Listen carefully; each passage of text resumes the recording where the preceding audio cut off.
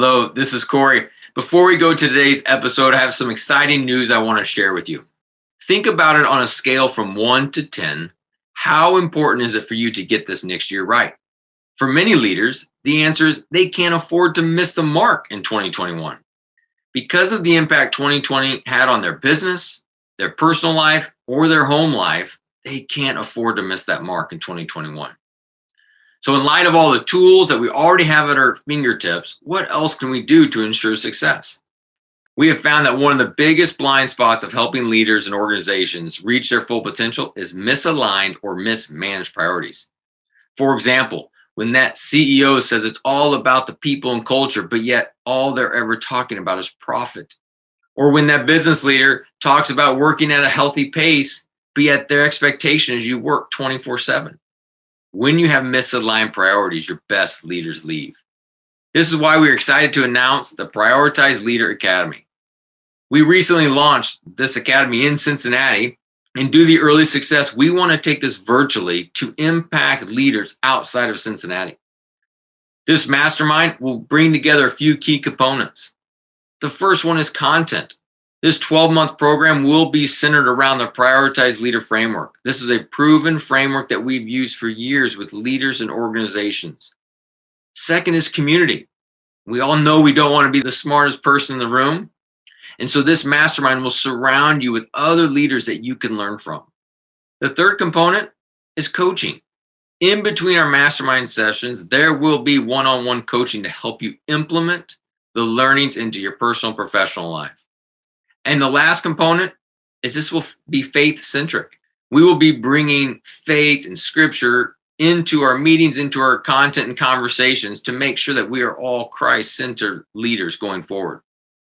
So if you are looking for accountability, outside perspective, and this sounds like it will help you reach your personal and professional goals, then the Prioritized Leader Academy is for you. We launch in April. We've got limited capacity. So visit corymcarlson.com/Prioritized Leader Academy to learn more, as well as some upcoming free webinars that we will be having to do any Q&A to help answer any questions that you may have for this. So thank you for listening on to today's episode. Welcome to the Win at Home First podcast. I'm your host, Corey Carlson. This podcast is where we talk about how successful business leaders win, not only at work, but also at home. On this podcast, we'll go behind the scenes with great leaders to hear stories of how they win. Thank you for listening, and on to today's episode. Hello, this is Corey. You'll hear from Aaron here in just a minute. Man, I'm excited about you to hear this episode because we hit on some things that I know I'm personally actually going through as we did the interview, because we talk about the difference between being productive as well as being fruitful. Great discussion there. We talk about really phones and how they can control us, or are we controlling them? We also talk about just self-awareness and having the humility to see how we are interacting with other people and how they are experiencing us. It's a fantastic episode. Hope you enjoyed as much as I do. Thank you. Hello, this is Corey Carlson. You're listening to the Win at Home First podcast. And today I am with Aaron Mason. I met Aaron a year ago at a conference, BAM, Business as Mission, and just enjoyed our conversation that time, stayed in touch since then. But he's also an executive who's on a rocket launch with a company where they have pretty much almost tripled in size in a year, going from 25 locations to 61 locations, with Next Door Photos as his company. He is also a father of 4 boys, married, and so he's winning at work, winning at home, and he's a perfect guest to have here. So Aaron, welcome to the Win Home First podcast. Appreciate it, Corey. Kind words, man. So what is that key trait that a leader needs to win at work and win at home? Oh, man. Well, obviously, we could throw a bunch in a hat and pull one out. But I think one that I've probably found, well, in my own life, but also the leaders that I've admired and walked under and walked with is humility. I think, quite honestly, the ability to say I screwed up and then change direction. That's massive. Also, when I get before COVID, I guess, hit, I used to be able to go around and speak at colleges and universities, kind of this next generation of business students. And they would ask me kind of, what's that one thing? And I would most often recommend this: get to know how others experience you. That's a part of humility, but how do you affect a room? And I think that's a huge ability or important ability of a leader as they walk in a room, to know how other people are experiencing them as they're leading a meeting or a brainstorming session. Are they overpowering or are they empowering? And so those are the types of things. I think it takes humility to figure those things out, and some curiousness, quite honestly, to say, well, I might be screwing up in some of these situations. Can I be humble enough to then change direction once I kind of do the digging to learn about that? Yeah, I love that phrase. Get to know how others experience you. So how do you find that out? Are you always asking questions? How do you not also come across as needy of, hey, how was I? How was I in that meeting? Was I good? Yeah. Was I bad? Totally. Well, I would say yes. I don't think anyone wants to sound needy. Yeah, right. Especially like I don't want to sound needy, but what I've done and kind of how I've cultivated that. And listen, I'm a strong personality. I've learned that about myself. The Enneagram and Strengths Finders and all these different things. Right. Those are big parts of kind of that learning journey that I've been on. But one of the key things is, because I know I'm a strong personality, I have to surround myself within business, within life, within church, within community, with other strong people that will speak life and speak truth. And so I've really gone after that. Even, when I got saved at a young age, or in my early 20s, I went directly after guys that would speak into my life and tell me the hard stuff. And there was some hard things that I learned in that, but humility, I think, was key. But yeah, for me, it was surrounding myself with, and it doesn't have to be a ton of people. It could be like 2 people, right, that you give the ability to speak that truth into your life. And I tell them, like, I want to hear it. It needs to be kind of harsh for me a little bit to wake me up. And so, but that's part of kind of learning and developing and knowing yourself, is surrounding yourself with people that'll give you the hard truth, not just yes men that tell you how great you are, but you need people that are going to say, hey, I saw this, or I experienced you this way. And I think that was the good language for me. It was, hey, I felt this in that interaction, but how did you experience it? And that question to my coworkers or the people on my leadership team, that's what's really opened the door for me to be able to step back and go, whew, okay, I'm way too strong right there. I need to step back a little bit. Yep, that's good. So first part is surround yourself with people and giving them that open invitation to speak into you. Yeah. If there's a dry spell or they're not doing that enough, how have you brought that question up to them to get that feedback? Yeah, I mean, I think it's interesting. I think in my current season of life, the last 5-6 years of being on a leadership team in a startup where you're constantly in situations where there's rub, there's battling it out, there's fighting out this strategy, this idea, et cetera. That's nice because it's kind of naturally given my day and week and maybe month and quarterly. There's these natural times for that, but there have been dry seasons. And so for me, a lot of times it has been the one-on-one discipleship. So quite honestly, that's a practice in my life where I want to be one-on-one discipled by a mentor type or a man that's further along in the faith than me. Right. So I'll always have that one thing that's consistent, at least, or that one relationship that's consistent. And in certain seasons of life, my wife and I just went through, we had 4 sons in 4 years. And so it's been babies for about 6-7 years now. And our twins, who are our 3rd and 4th children, are 3 years old now. So we're like just coming out of that dark season of babies. So there's zombies, no sleep. Yes, exactly. Yeah. So there's certain seasons like that where, man, like keeping up with a rhythm of discipleship and different things can be really, really difficult. But for me, I think I've always just said, I'm going to go get it because my wife, my family will be better off if I'm continuing to develop and if I'm continuing to be challenged. And so, a mentor of mine many years ago said, you should never look the same 12 months from now. Like you should never be the same person 12 months from now. If you're the same in this area, you're not growing and you're dying. And so I think that's just been kind of drilled into me from early on, just to continually seek out feedback. Yeah, it's good. How does that look in your home? getting feedback for how you're carrying, because being a powerful leader come in the house, I mean, you change the temperature in the room, right? It's that idea of a thermometer versus a thermostat. Yeah. You're changing the dial on the wall of the energy in the room when you come in. So how do you get the posture of humility with your wife? Absolutely. I think working from home it makes it even more difficult. I don't have that decompressed time in between work and family that I used to, when I was commuting or traveling for sales jobs and things like that. I had all this time to kind of get out of a crappy meeting or get beat up by a client. And then I got 45-minute drive home. I'm good. Put on some worship music or a podcast or something like that. But here's something that my wife and I have always kind of fought for is we're both high communicators. So she loves to communicate. I love to communicate. We communicate a little bit differently, but we both love to communicate. So I am always trying to create moments and create time where we're communicating, and not just the what's the schedule for the kids, what do you need, blah blah blah blah blah. It's how's your heart, how you doing, how you feeling, using those words, that language that more opens people up to give more honest, like, here's how I am.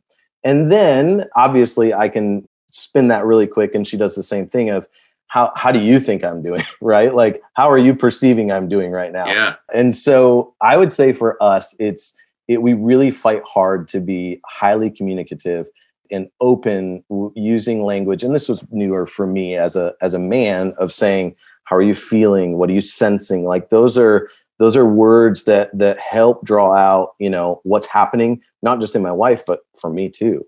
Yeah, they work for us as well. They do. They do. Absolutely. That's good. And what's the frequency that you find yourself doing that? Is this a conversation you guys are having once a week? Is it once a day, once a month? So we have a really good rhythm of, I'm a morning person. So I wake up quite early. I get out of bed, do the coffee, start reading news and Bible and devotions, that type of stuff. Usually about 30, 40 minutes before my wife gets out of bed. Then my wife gets up, sits right next to me, and we usually have, hopefully, fingers crossed, about 30 or 40 minutes before the boys start, stomping down the stairs. And that time, every morning, bar none, is our time to connect. And we connect on a few different things. We connect on, hey, what's God speaking? What's the scripture you're reading? And then she has a lot of dreams. And so we go through dreams together and just, hey, what's God trying to say to us in those dreams? And then we might get into, all right, what's the day, et cetera, et cetera. But yeah, we set a rhythm that every morning we're going to sit next to each other and we're going to spend time with Jesus, but then we're going to turn to each other and start talking about, hey, what's happening with Jesus, and then what's happening in our heart and what's happening in our dreams. And so that's pretty well daily. And then in the evenings, if we're not too exhausted, we try to have a good convo before we head to bed. Oh, man, that's awesome. What are you hearing right now, Aaron, from God? Oh, man, it's been a wild season. So I think hearing from God looks a little bit different during COVID. But I would say one of the key things is, especially in this season, is to give myself grace. That's that I continually hear that from God. It's just like, would you lighten up, Aaron? Like, give yourself some grace. And I don't have to do everything. And I think, in fact, I've heard this a couple of times from the Lord. It's less about the do and it's more about the who. It is less about the do. It is more about the who. And I guess what that means for me is it's about people. It's about relationships. And if that's God's focus, then that should be my first priority as well. And I can get so ready to jump into what I need to do. Here's my list. Here's the people I need to call. Here's the things I got to do today. But it's so much more about the who. It's about the person. And so that maybe leads into something I've been pondering for the last 12 months. And it was actually a business partner of mine. He brought it up in one of our meetings. We were talking about productivity. And some of your listeners are probably in the world that's just, what's the productivity, et cetera, KPIs, Absolutely. All this stuff. And he just stood up, and he's this amazing, young, amazing leader. And he said, well, are we called to be productive, or are we called to be fruitful? Good. And then we just kind of sat with that. And then we're like, well, what does it mean to be fruitful, right? Versus productive. And it's just been a really good thing to be wrestling with, because what I've found is it's a lot more freeing for me as a leader when I'm trying to partner with God to be fruitful instead of just productive. Right. So I can get a lot of stuff done, but I might not be that fruitful. So anyways, that's a couple of the things God's had me chewing on. That's good. Glad I asked the question. How are you defining the difference between productive and fruitful? Yeah, I think we've landed on a few different definitions, and I think a lot of it depends on identity, quite honestly. Love it. And so, when you're partnering with the Spirit in your true identity in the Lord and as a son or as a daughter of the King, you tend to operate more in a fruitful way, or more leaning towards fruitfulness. When you've probably heard, like, if your identity is orphan or etc. Yep. Right? Orphan or son. Orphan or son, right? Or daughter.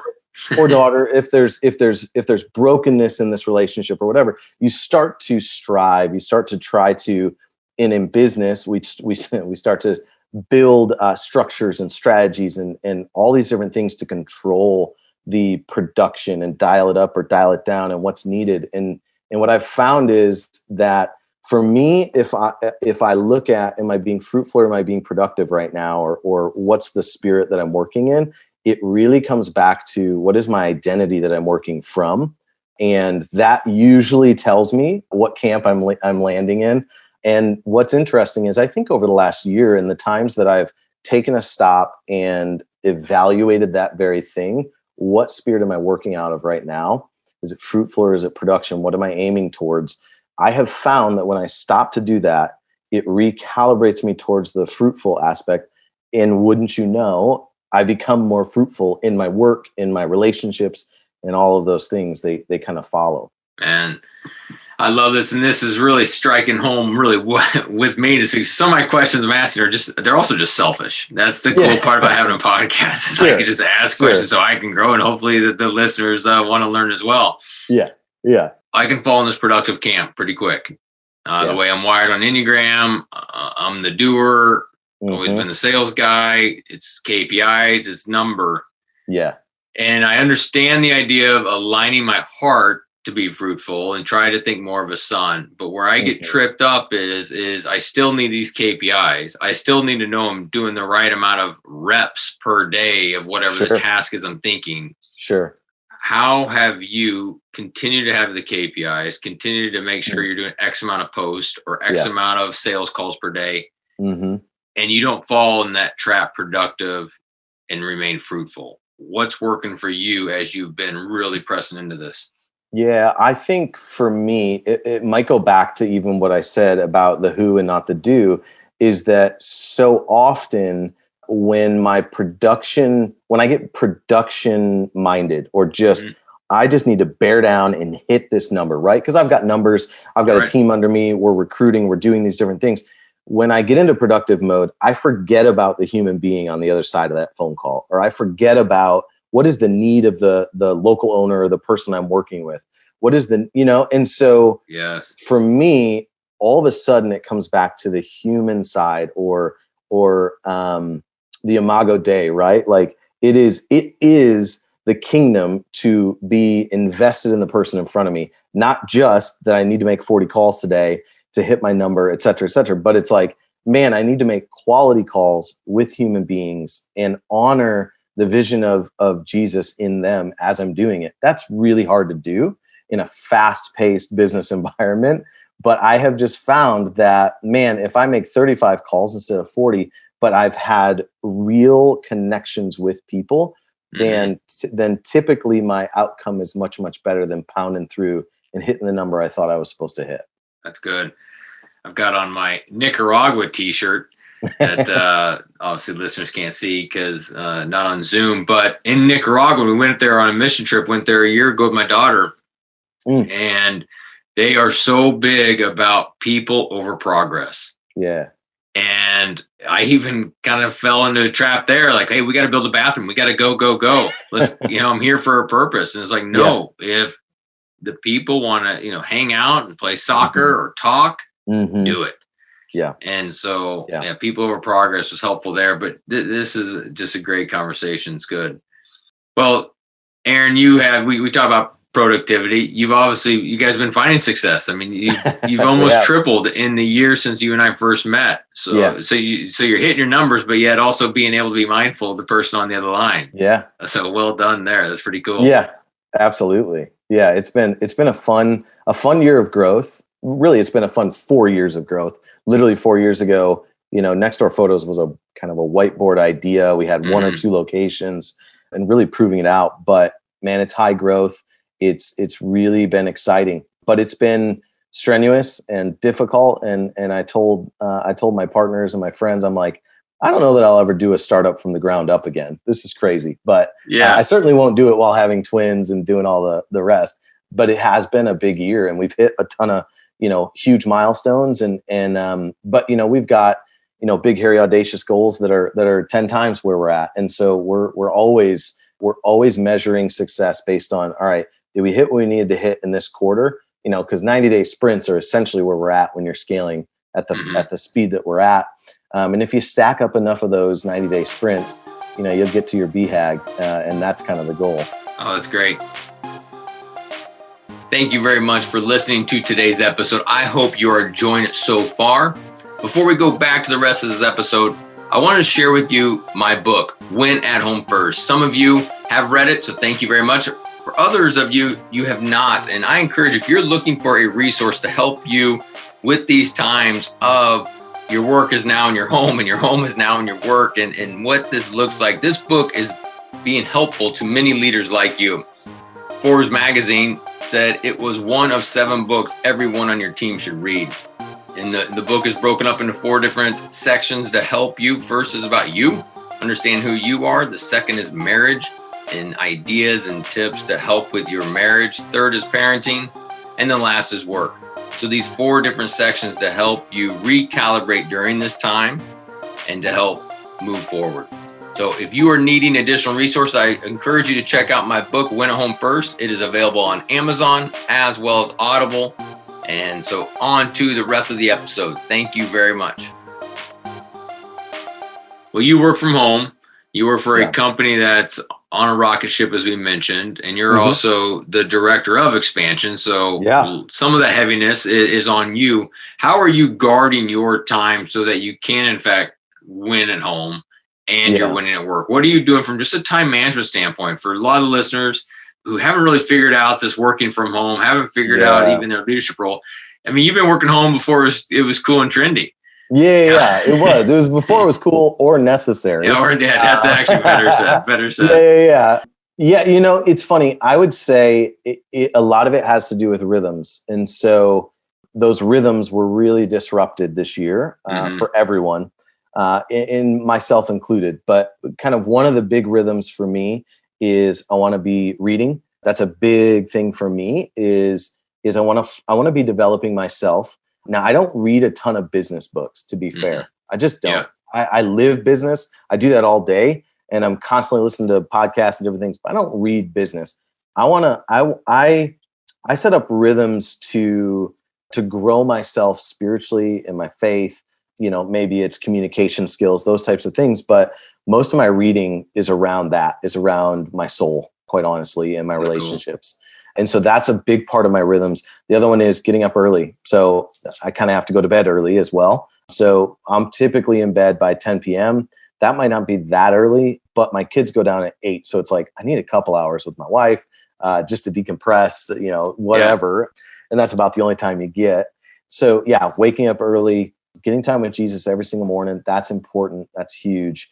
Community is a big part of our lives, and making sure that we're spending time volunteering at church and being a part of, we've been a part of numerous church plants and different things like that. And I think being on mission with your spouse is a really big part of it. So while my wife is not working at Next Door Photos with me, we need something where, other than just the home life with kids, where we are on mission together doing something. And that was drilled into us early on in our marriage. And so it's, hey, we're going to help build and get behind the vision of this church.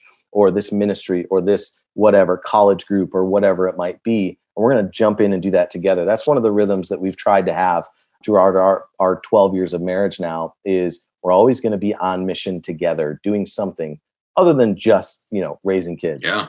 Because you're always on mission in that. But so those are a few of the things that we kind of try to make sure are a part of our lives to help set healthy rhythms. Mm-hmm. That's good to have. I mean, you got young kids. I've got a few clients and even friends, but as they step into empty nesters, oh yeah, as kids move out, and if you don't have mission of something you're working and building on together, boy, there's a loss. There could be a void if it's all been around the family, the kids, and that's it. And if you lose sight of each other. Yep, absolutely. We've talked about quarantine changes, a lot of things for different people. We've kind of alluded to changes going on with you. You packed up to move during COVID, during quarantine. So you got a whole nother layer of change in your life compared to some of us. That's right. Yeah. We didn't think that it was distracting enough. So we decided to pick up our family and move 1,000 miles to the southeast. We're in Charleston, South Carolina now. Yeah. So now you got communities with some family, and you yourself got to go find some new friends, new rhythms of guys you're going to do life with. So that's a new season you're in. Absolutely. Yeah. I mean, it's fun. I was a college athlete, so I used to be able to just go out and jump on a soccer league and find a bunch of dudes to run with. It gets harder past 35 to find leagues where I'm not going to get injured. And so, yes, we are currently unpacking boxes right now, and excited for what God's doing, and excited to be a part of what God's doing in Charleston. And I've already got some invites out for coffee or a beer or whiskey or whatever, to find some dudes to really run with. But, the thing, my wife and I have moved a lot in our 12 years already. And the thing that God's done, or the thing I've realized, is every place we've moved is that God's already there moving. So you just get to plug into the river that he's already created. And man, if you're open with your life and you're looking for it, he's got incredible people no matter where you land. Right. And just goes to show how much little control we have on things where we think it's all about us. Yeah. Like you said, you're stepping into a river. God's already got a few people in mind. We'll connect the dots, and we got to be obedient. We've got to put in some of the work. Absolutely. For sure. Yeah, that's cool. So what are you most excited about here in the next 30 days?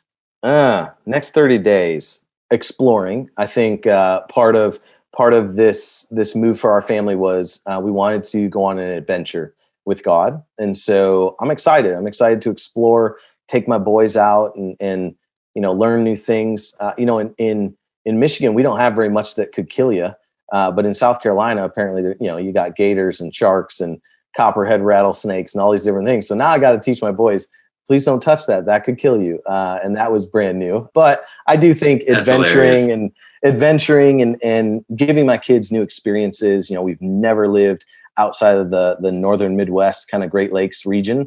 And so, I think the adventure and being on an adventure with God and being on an adventure as a family is a pretty cool and exciting thing, at least for the next 30 days, if not the next year. Yeah. And even for all of us, I mean, just having that posture of always making an adventure. Yeah. You got a neat reset to talk with family and be the spiritual leader of your home to say, hey, let's make this an adventure. But for all of us who aren't packing up moving, it's that reminder of, hey, how can we make this season about adventure? Yeah. And almost even that open-handed to, hey, what's God have for me? Kind of like you have to go in there literally of open-handed of, hey, who is going to be on the other end of these emails or phone calls or whatever to get that bourbon or to get, whatever it is. Mm-hmm. And it's all adventure. And I think for a lot of us who aren't relocating right now is to think through, hey, how can we just be more open-handed to what God has this season? Yeah. And that's the way it started, Corey. That was the way it started was, mid, it would have been spring, I guess. We just started saying everything's back on the table, God. And we were not planning on moving from West Michigan, where we had landed and been for 6 years and we loved it, had good friends there. We weren't planning on that. We just were saying, God, how do we re-envision our year? How do we re-envision our lives? How do we come and put everything back on the altar for you? And he happened to ask us to move to Charleston. And that's a great thing. But you're right. It started with that prayer. And I think you can do that without picking up and moving your family and doing all that. And we've done that numerous times. But yeah, I agree. I think it's a fun thing. It's scary a lot of times to say to God, hey, everything's back on the altar, like what do you want from me and for me? And I think that's always a healthy thing to do. If you haven't done it in a while, I highly recommend it. Yeah. No, it's so good. So how did this process happen in Charleston? Was it kind of you went first, or did your wife go first? Was it one of her dreams? I think it was deep down a dream for my wife. Her sister has been down here for a long time, and we've come down numerous times for Thanksgivings and different things like that. But I think largely, I said early in our marriage, I'll never move to Charleston. And most Christians know, don't say that, because God has a really cool way of honoring that in a different way than what we think. And so anyways, I said, I'll never move there. It's too hot. I run hot. I don't want to sweat. This is not my thing.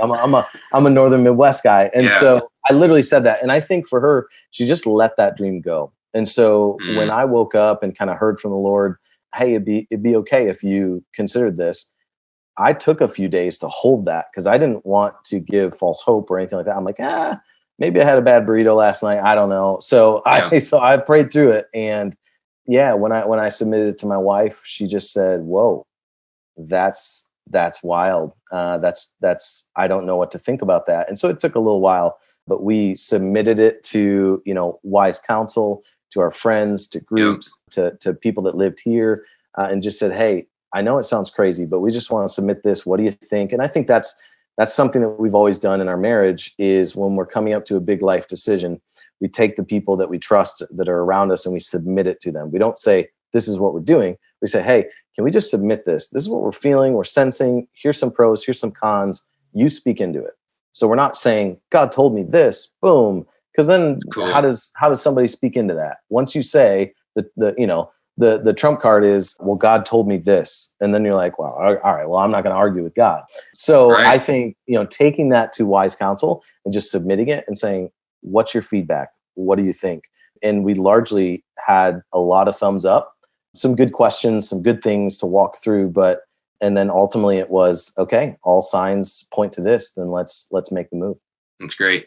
You made a comment. It took a little while.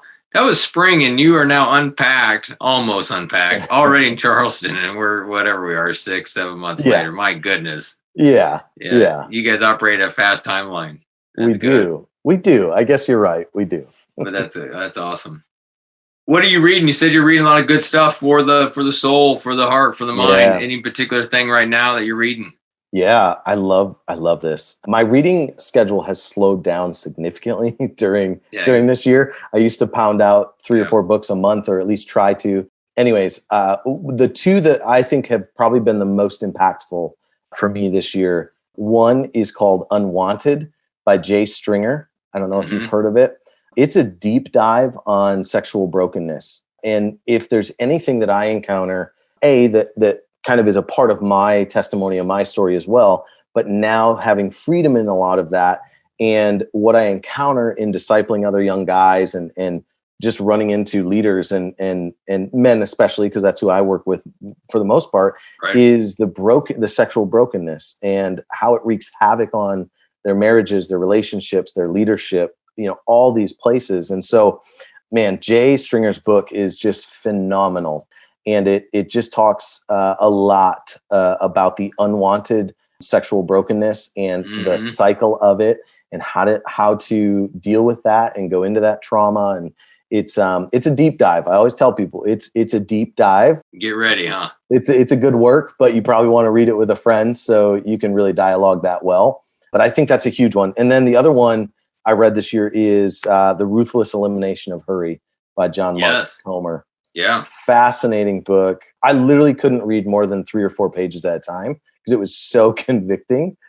I think for myself, what really stood out for me was the whole section on the addiction to phones and smartphones and just instant gratification and all those things. And so, I mean, I literally, I could read three or four pages at a time. And I had some of the guys on my team read it as well. And they just were like, holy smokes, man, we're all addicted to smartphones, aren't we? And we are. And so that one shifted something in me deeply. I would say I'm still struggling with that. That's one area where my wife is just like, put the phone down.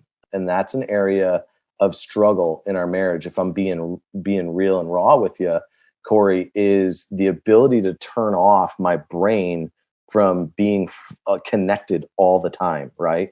Yep. Email coming in, text messages coming in about work at 9 p.m. and all this stuff. And it's like, sometimes I grab the phone, and Comer talks about this in the book, that the phone or social media has become our way to just zone out. But the problem is it still requires our attention. And if being present to my wife and to my kids is important, then putting down my phone has to be a massive part of that. And so Comer's book, I recommend to everybody, especially young leaders that we grew up, right? I'm 36, so I grew up in the internet age to a certain extent. And I think it's just become this third appendage. It's just in our hand all the time. And so anyways, fascinating book. Comer, I really, really enjoy his stuff. Yeah, no, I mean, that's awesome. Thanks for sharing both those. Thanks for also sharing the personal piece on the unwanted. Thank you. But yeah, I mean, on technology, I think a big piece too is, I mean, I'm working with this on myself is really just that piece of control. Like we think we matter more than we do. Like, hey, I got to check all my emails because I've got to answer some email in there. Yeah, because they need to hear from me.